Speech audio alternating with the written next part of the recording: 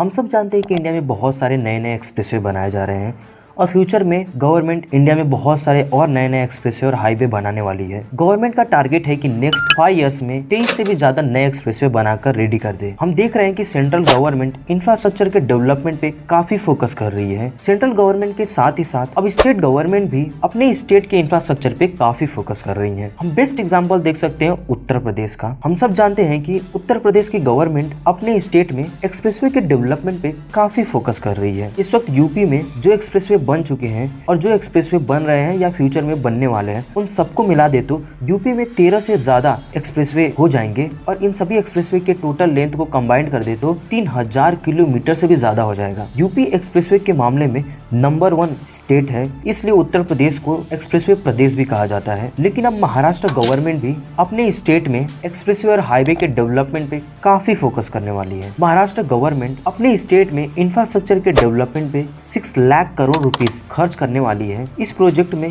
Government Maharashtra में बहुत सारे एक्सप्रेसवे, हाईवेज, रेलवे और पोर्ट के डेवलपमेंट पे स्पेंड करेगी ताकि महाराष्ट्र के इंफ्रास्ट्रक्चर को वर्ल्ड क्लास लेवल का बना सके। महाराष्ट्र गवर्नमेंट का टारगेट है कि महाराष्ट्र के सारे डिस्ट्रिक्ट को एक्सप्रेसवे और हाईवे के थ्रू प्रॉपर कनेक्ट कर दिया जाए। अगर महाराष्ट्र की गवर्नमेंट सक्सेसफुली इस ड्रीम प्रोजेक्ट को कंप्लीट कर देती है तो जल्दी महाराष्ट्र $1 ट्रिलियन के स्टेट इकोनॉमी के टारगेट को अचीव कर लेगा। आपको मालूम होगा कि अब बहुत सारे स्टेट्स में इन्वेस्टमेंट लाने के लिए काफी कंपटीशन चल रहा है और हम देख रहे हैं कि इस कंपटीशन के चलते और महाराष्ट्र में पॉलिटिकल इंस्टेबिलिटी की वजह से महाराष्ट्र से बहुत सारे इन्वेस्टमेंट दूसरे स्टेट में चले गए हैं। अब बहुत सारी स्टेट गवर्नमेंट भी अपने स्टेट को $1 ट्रिलियन की इकोनॉमी बनाना चाहती है, तो इस वजह से भी इन्वेस्टमेंट के लिए बहुत ज्यादा कंपटीशन हो रहा है। लेकिन अब महाराष्ट्र गवर्नमेंट भी फुल एक्शन मोड में आ गई है और ये 6 lakh crore rupees government infrastructure पे इन्वेस्ट करेगी ताकि महाराष्ट्र में और भी ज्यादा इन्वेस्टमेंट ला सके। इस वक्त महाराष्ट्र में 2 एक्सप्रेसवे हैं, एक Mumbai to Pune almost 95 kilometre लंबा एक्सप्रेसवे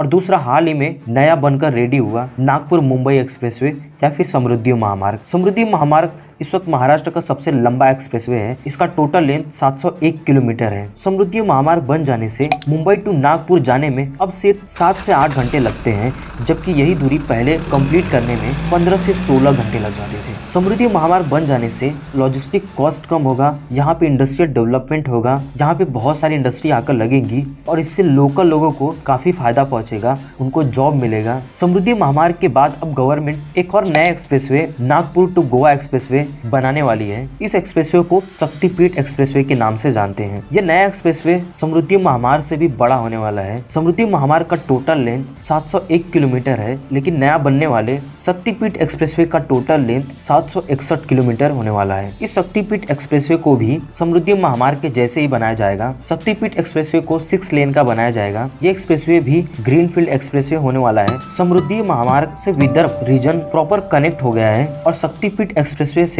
विदर्भ, मराठवाड़ा और वेस्टर्न महाराष्ट्र भी प्रॉपर कनेक्ट हो जाएगा। समृद्धि महामार्ग और शक्तिपीठ एक्सप्रेसवे से महाराष्ट्र के बाकी रीजन स्पेशली मराठवाड़ा और विदर्भ को सबसे ज्यादा फायदा होने वाला है। मैंने पहले के वीडियो में भी बताया है कि विदर्भ और मराठवाड़ा महाराष्ट्र का सबसे बैकवर्ड एरिया है। यहाँ पे बहुत ही कम डेवलपमेंट हुआ है और यहाँ पे बहुत ज्यादा पॉवर्टी है। अगर हम कुछ आंकड़े देखें तो आप ये मैप में देख सकते हो। ये मैप महाराष्ट्र के पर कैपिटा इनकम का है। अगर आप मैप में देखो तो महाराष्ट्र के कोंकण रीजन का पर कैपिटा इनकम बहुत ज्यादा है, लेकिन दूसरी तरफ विदर्भ और मराठवाड़ा का पर कैपिटा इनकम काफी कम है। कोंकण रीजन का per capita income 5 lakh, 4 lakh, 3 lakh, वहीं पे विदर्भ और मराठवाड़ा का पर कैपिटा इनकम 1 लाख रुपए, 2 लाख रुपए, 2.5 लाख रुपए है। अब बहुत सारे सोशल इंडिकेटर्स में देख सकते हैं कि महाराष्ट्र का पूरा रीजन इक्वली डेवलप नहीं हो पाया है। अगर आप महाराष्ट्र का लिटरेसी रेट भी देखोगे तो मुंबई, पुणे, अमरावती, थाने, यवतमाल इन सब का लिटरेसी रेट मोर देन 85% है और महाराष्ट्र के नॉर्थ में नंदुरबार को छोड़ दो तो उसके बाद ज्यादातर मराठवाड़ा का लिटरेसी रेट काफी कम है। जैसे जालना में 71% है, धुले में 72% है, परभनी में 73% है, गढ़चिरौली में 74% है, नांदेड़ में 75% है, बीड़ में 76% है, सोलापुर में 77% है,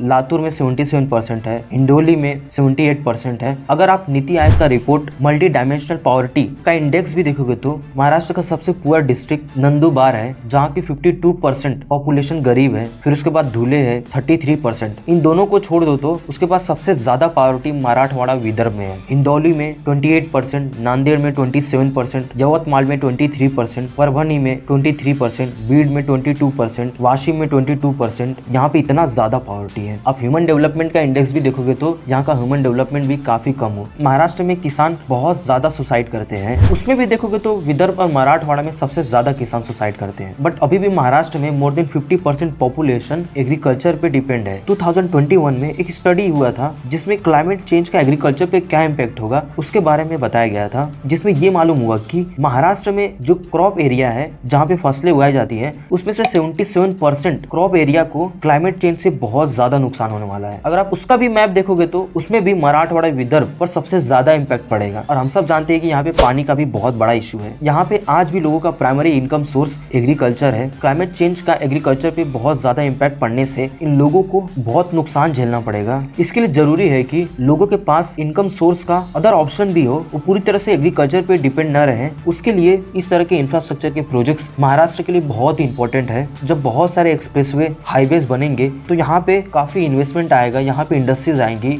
जिससे लोगों के पास इनकम सोर्स का मल्टीपल ऑप्शन होगा। गोवा नागपुर एक्सप्रेसवे बन जाने से इन सभी बैकवर्ड डिस्ट्रिक्ट को बहुत ज्यादा फायदा होगा। शक्तिपीठ एक्सप्रेसवे किन किन डिस्ट्रिक्ट से होकर गुजरेगा तो ये नागपुर से स्टार्ट होगा, फिर वर्धा, यवतमाल, हिंडोली, नांदेड़, परभनी, बीड़, लातूर, उस्मानाबाद, सोलापुर, सांगली, कोल्हापुर, सिंधुदुर्ग, पत्रादेवी तक कनेक्ट करेगा। शक्तिपीठ एक्सप्रेसवे बन जाने से नागपुर से गोवा जाने में सिर्फ 8 से 10 घंटे लगेंगे। अभी नागपुर से गोवा जाने में 20 से 21 घंटे लग जाते हैं और ये दूरी 1000 किलोमीटर से भी ज्यादा लंबा है। ये दूरी घटकर सिर्फ 761 किलोमीटर हो जाएगा। इससे लोगों को काफी फायदा पहुंचेगा, लोगों का टाइम बचेगा, लोगों का फ्यूल बचेगा। इस एक्सप्रेसवे को बनाने में 75,000 करोड़ रुपीस लगने वाले हैं, अभी ऐसा एस्टिमेट किया जा रहा है। अभी डीपीआर बनकर रेडी नहीं हुआ है। अगर इसको समृद्धि महामार्ग से कंपेयर करें तो समृद्धि महामार्ग को बनाने में गवर्नमेंट को 55,000 करोड़ रुपीस खर्च करने पड़े हैं। तो ये एक्सप्रेसवे कब बनेगा तो स्टेट गवर्नमेंट का कहना है कि इस साल समृद्धि महामार्ग पूरी तरह से बनकर कंप्लीट हो जाने के बाद हम शक्तिपीठ एक्सप्रेसवे पे काम चालू कर देंगे। गवर्नमेंट इस साल एक्सप्रेसवे के डीपीआर को बनाने के लिए एक कंसल्टेंट को अपॉइंट कर दिया है और जल्द ही डीपीआर बन जाने के बाद गवर्नमेंट टेंडर निकालना चालू कर देगी और 80% लैंड एक्विजिशन कंप्लीट होते ही इस पर गवर्नमेंट काम चालू कर देगी। इस एक्सप्रेसवे को ग्रीन कॉरिडोर के जैसे बनाया जा रहा है। यहाँ पे गवर्नमेंट लाखों पेड़ लगाएगी और ये एक्सप्रेसवे कब बनकर तैयार होगा तो गवर्नमेंट का कहना है कि नेक्स्ट 5 इयर्स में ये एक्सप्रेसवे बनकर तैयार हो जाएगा। मतलब आप समझ सकते हो कि ऑलमोस्ट 2028-29 के आसपास सब कुछ सही रहा तो, क्योंकि लैंड एक्विजिशन में हम सब जानते हैं कि काफी प्रॉब्लम फेस करना पड़ता है। इस एक्सप्रेसवे को भी Maharashtra state road development corporation बनाने वाली है। समृद्धि महामार्ग को भी इसी ने बनवाया था। ये एक्सप्रेसवे डेवलपमेंट के लिए तो इम्पोर्टेंट है ही, लेकिन साथ ही साथ महाराष्ट्र के रिलीजियस टूरिज्म के लिए भी काफी इंपॉर्टेंट है। ये एक्सप्रेसवे महाराष्ट्र के शक्तिपीठों को कनेक्ट करेगा। हम सब जानते हैं कि पूरे ग्रेटर इंडिया में काफी शक्तिपीठ है। ये सारे शक्तिपीठ इंडिया के साथ साथ भूटान,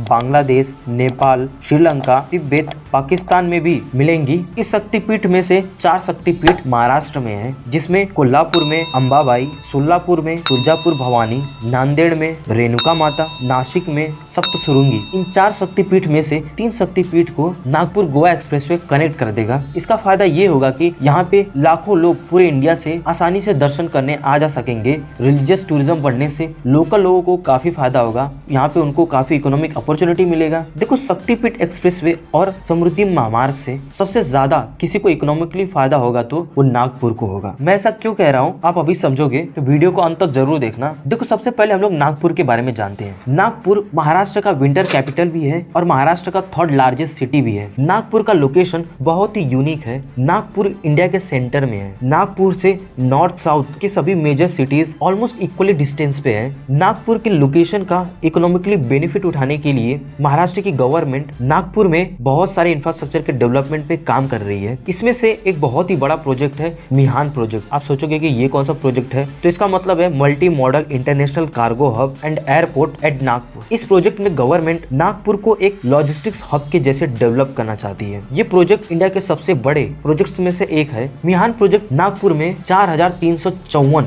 हेक्टर्स में फैला होगा। इस वक्त महाराष्ट्र का जो इंटरनेशनल एयरपोर्ट है वो 400 हेक्टर्स में फैला हुआ है। गवर्नमेंट गवर्नमेंट इसका 1364 हेक्टर्स में एक्सपांशन करना चाहती है और इस एयरपोर्ट के रनवे को भी गवर्नमेंट एक्सटेंड करने वाली है। इस एयरपोर्ट को इतना बड़ा बनाया जा रहा है कि यहाँ पे 50 से भी ज्यादा एयरक्राफ्ट को पार्क किया जा सकेगा। इसके टर्मिनल को भी 3 लाख स्क्वायर मीटर में बनाया जा रहा है ताकि ये 14 मिलियन पैसेंजर और ऑलमोस्ट 8,70,000 टन्स ऑफ कार्गो को हैंडल कर सके। यहाँ पर गवर्नमेंट इन्वेस्टमेंट लाने के लिए 1238 हेक्टर्स में एक स्पेशल इकोनॉमिक जोन भी बना रही है। यहाँ पे गवर्नमेंट एयरक्राफ्ट के इंजीनियरिंग और मेंटेनेंस की भी फैसिलिटी बना रही है। यहाँ पर कार्गो को हैंडल करने के लिए बड़े बड़े वेयर हाउसेस बना रही है। नागपुर में अंडर भारतमाला प्रोजेक्ट में वहाँ पे मल्टी मॉडल लॉजिस्टिक्स पार्क भी बनाया जा रहा है और यहाँ पे महाराष्ट्र गवर्नमेंट ड्राई पोर्ट्स भी बना रही है। ये सब इतना इंपॉर्टेंट क्यों है, स्पेशली ये एयरपोर्ट को इतना बड़ा क्यों बना रही है, उसके बारे में हम लोग समझते हैं। एयर कार्गो इंडस्ट्री के बारे में आप लोग जानते होंगे, दुनिया भर में जो गुड्स को एक्सपोर्ट इंपोर्ट किया जाता है, इतने सारे गुड्स को ट्रांसपोर्ट करने के लिए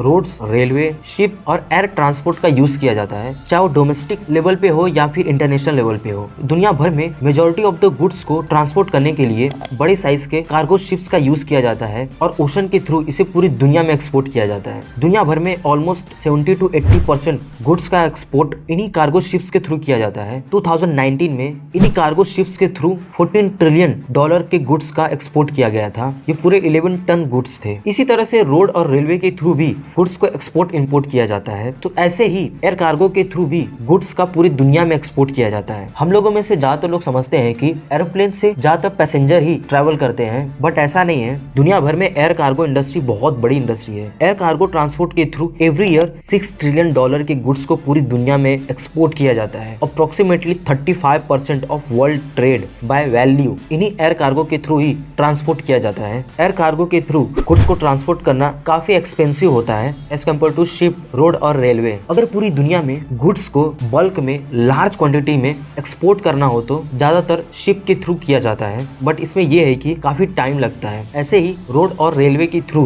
भी पूरी दुनिया में गुड्स को एक्सपोर्ट किया जाता है, लेकिन रोड और रेलवे के थ्रू भी काफी चैलेंजेस फेस करने पड़ते हैं। बहुत से कंट्रीज के रोड अच्छे नहीं होते हैं और बहुत सारे कंट्रीज का आपस में कॉन्फ्लिक्ट भी होता रहता है, तो इतना सक्सेसफुल नहीं हो पाता है। इसीलिए रोड और रेलवे का यूज ज्यादातर डोमेस्टिक लेवल पे ही गुड्स को एक्सपोर्ट इंपोर्ट करने के लिए किया जाता है। लेकिन China belt and road initiative के थ्रू इन्हीं रोड और रेलवे को बना रहा है ताकि पूरी दुनिया में अपने गुड्स को एक्सपोर्ट कर सके। वे वापस पुराने सिल्क रोड को बनाना चाहते हैं, तो देखते हैं कि चाइना कितना सक्सेसफुल हो पाता है। तो एयर कार्गो के बारे में हम लोग समझते हैं। अगर आपको किसी गुड्स को बहुत जल्दी एक्सपोर्ट करना है तो उसके लिए ज्यादातर एयर कार्गो ट्रांसपोर्ट का यूज किया जाता है। इसमें ज्यादातर एक्सपेंसिव गुड्स होते हैं या फिर मेडिसिन हुए, फार्मास्यूटिकल्स हुए। एयर कार्गो इंडस्ट्री में कौन सी कंट्री बिग प्लेयर है, तो इसमें हांगकांग हुआ, चाइना हुआ, Dubai, USA, Japan, Korea, Singapore, ये सारी कंट्रीज है। इनका एयर कार्गो इंडस्ट्री में काफी ज्यादा डोमिनेंस है। इन कंट्रीज में एयर कार्गो को हैंडल करने के लिए बड़े बड़े एयरपोर्ट्स, वेयर हाउसेस बने होते हैं। यहाँ पर पूरी दुनिया से गुड्स को एयर कार्गो के थ्रू एक्सपोर्ट इंपोर्ट किया जाता है। इन एयरपोर्ट्स को बनाया ही ऐसे जाता है ताकि ये बड़े बड़े एयर कार्गो प्लेन को हैंडल कर सके। इस वक्त एयर फ्रेट का मार्केट साइज $150 बिलियन है और ये 2030 तक 250 से $300 बिलियन तक पहुंच जाएगा। अगर आप इसके बारे में डिटेल में जानना चाहते हो तो इसके ऊपर बहुत सारी अच्छी डॉक्यूमेंट्रीज बनी है। बहुत डिटेल में आप समझ सकते हो कि कैसे पूरा इकोसिस्टम काम करता है। आपने फिडेक्स के बारे में सुना होगा। जब से ई कॉमर्स इंडस्ट्रीज बहुत फास्ट ग्रो की है तब से लॉजिस्टिक इंडस्ट्री को काफी ज्यादा फायदा हुआ है। पूरी दुनिया में लॉजिस्टिक इंडस्ट्री का मार्केट साइज $9 ट्रिलियन है। $9 ट्रिलियन। आप सोच सकते हैं इसका वर्ल्ड जीडीपी में कंट्रीब्यूशन मोर देन 10% है और 2027 तक ये ऑलमोस्ट $13 ट्रिलियन तक पहुंच जाएगा। मैं इसमें सारे लॉजिस्टिक इंडस्ट्री की बात कर रहा हूँ, तो आप समझ सकते हो इतनी बड़ी इंडस्ट्री है ये। लॉजिस्टिक इंडस्ट्री सभी इंडस्ट्री के लिए बैकबोन का काम करती है। तो गवर्नमेंट नागपुर को भी इसी हिसाब से डेवलप करना चाह रही है ताकि नागपुर भी एक लॉजिस्टिक्स हब बन सके और मिहान प्रोजेक्ट यही प्रोजेक्ट है। इंटरनेशनल एयरपोर्ट के साथ साथ गवर्नमेंट यहाँ पे इंडस्ट्रीज को लाने के लिए 1238 हेक्टर्स में एक इकोनॉमिक जोन भी बना रही है। यहाँ पर government IT park, health city,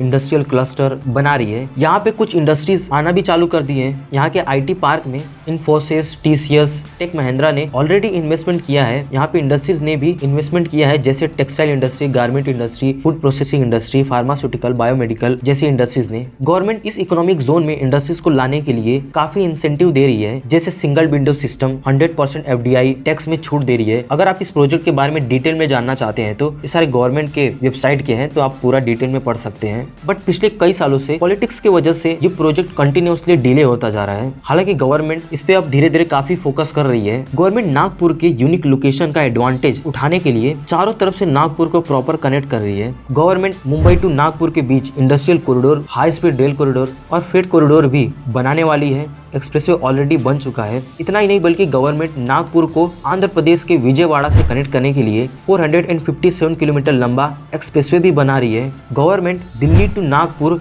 और नागपुर टू हैदराबाद, हैदराबाद टू बेंगलुरु के बीच एक बहुत बड़ा इंडस्ट्रियल कॉरिडोर भी बना रही है। और इतना ही नहीं बल्कि नागपुर टू हैदराबाद टू बेंगलुरु के बीच 1000 किलोमीटर से भी ज्यादा लंबा एक्सप्रेसवे बनाने के लिए प्लानिंग कर रही है। और नागपुर को लॉजिस्टिक्स हब बनाने के लिए गवर्नमेंट नागपुर को चारों तरफ से फ्रेट कॉरिडोर के थ्रू भी कनेक्ट करना चाहती है, जिसमें north south dedicated freight corridor, east west dedicated freight corridor, इस तरह के प्रोजेक्ट्स हैं। इनमें से कुछ प्रोजेक्ट्स पे काम चालू है और कुछ पे प्लानिंग चल रहा है। ये सारी बातें मैं हवाई में नहीं बोल रहा हूँ। इन सभी प्रोजेक्ट्स के बारे में डिटेल में गवर्नमेंट की वेबसाइट पे लिखा हुआ है, आप जाके पढ़ सकते हैं। इन सभी इंफ्रास्ट्रक्चर का प्रोजेक्ट्स कंप्लीट हो जाने से नागपुर को मल्टीपल पोर्ट्स का भी एक्सेस मिल जाएगा। मुंबई तक तो हो गया है और फिर गोवा के थ्रू और आंध्र प्रदेश के थ्रू भी काफी पोर्ट का एक्सेस मिल जाएगा। इससे ये होगा कि नागपुर से गुड्स को एक्सपोर्ट इंपोर्ट करना बहुत आसान हो जाएगा। Nagpur road, railway, airport, industrial corridor, port के थ्रू चारों तरफ से कनेक्ट हो जाने से लॉजिस्टिक्स हब बन जाएगा। यहाँ से गुड्स को पूरे इंडिया में ट्रांसपोर्ट किया जाएगा और इतना ही नहीं बल्कि दुनिया भर में भी यहाँ से गुड्स को एक्सपोर्ट किया जाएगा। ऐसा नहीं है कि ऐसे प्रोजेक्ट्स पे सिर्फ महाराष्ट्र ही काम कर रहा है। महाराष्ट्र के जैसे नागपुर के जस्ट नीचे ही तेलंगाना का लोकेशन भी काफी यूनिक है, वो भी इंडिया के ऑलमोस्ट मिडल में ही है। तो तेलंगाना की गवर्नमेंट हैदराबाद को भी लॉजिस्टिक्स हब के जैसे डेवलप करना चाहती है। इसके लिए वो काफी काम कर रहे हैं। हाल ही में अमेज़न ने एयर कार्गो नेटवर्क ओपन किया है और इस तरह का फैसिलिटी नॉर्थ अमेरिका और यूरोप के बाद इंडिया में एयर कार्गो नेटवर्क लॉन्च किया है। तो तेलंगाना गवर्नमेंट भी बहुत तेजी से काम कर रही है। और नॉर्थ इंडिया में भी उत्तर प्रदेश की गवर्नमेंट भी नोएडा को एक लॉजिस्टिक्स हब के जैसे डेवलप करना चाहती है। इसके लिए वे नोएडा में बहुत बड़ा जेवर एयरपोर्ट भी बना रहे हैं। बहुत सारी स्टेट इस तरह के प्रोजेक्ट्स पे काम कर रही हैं। अगर महाराष्ट्र में इसी तरह से पॉलिटिकल इंस्टेबिलिटी रहा तो महाराष्ट्र को काफी लॉस होगा। अदर स्टेट इस अपॉर्चुनिटी का फायदा उठा लेंगी। देखो वो जमाना चला गया जहाँ पे महाराष्ट्र को बहुत ज्यादा एडवांटेज था, बिकॉज फाइनेंशियल कैपिटल भी महाराष्ट्र में है। लेकिन अभी बाकी स्टेट भी काफी स्टेबल हो गई हैं। पहले के जैसा वहाँ पे पॉलिटिकल इंस्टेबिलिटी नहीं है। वो इंफ्रास्ट्रक्चर पे भी काफी ज्यादा काम कर रही है और अपने यहाँ पे इंडस्ट्रियल डेवलपमेंट के लिए काफी इन्वेस्टर को अपने स्टेट में लाने के लिए पूरी कोशिश कर रही है। तो महाराष्ट्र को भी देखना होगा कि वो इस रेस में पीछे ना हो जाए। तो आज की वीडियो में सिर्फ इतना ही। मिलते हैं नेक्स्ट वीडियो में। ऐसे ही वीडियोस देखने के लिए प्लीज मेरे न्यू नेट चैनल को सब्सक्राइब करें और छोटी से बेल आइकन को जरूर दबाएं। प्लीज सब्सक्राइब करें, वीडियो बनाने में बहुत ज्यादा मेहनत लगता है। तो मिलते हैं नेक्स्ट वीडियो में।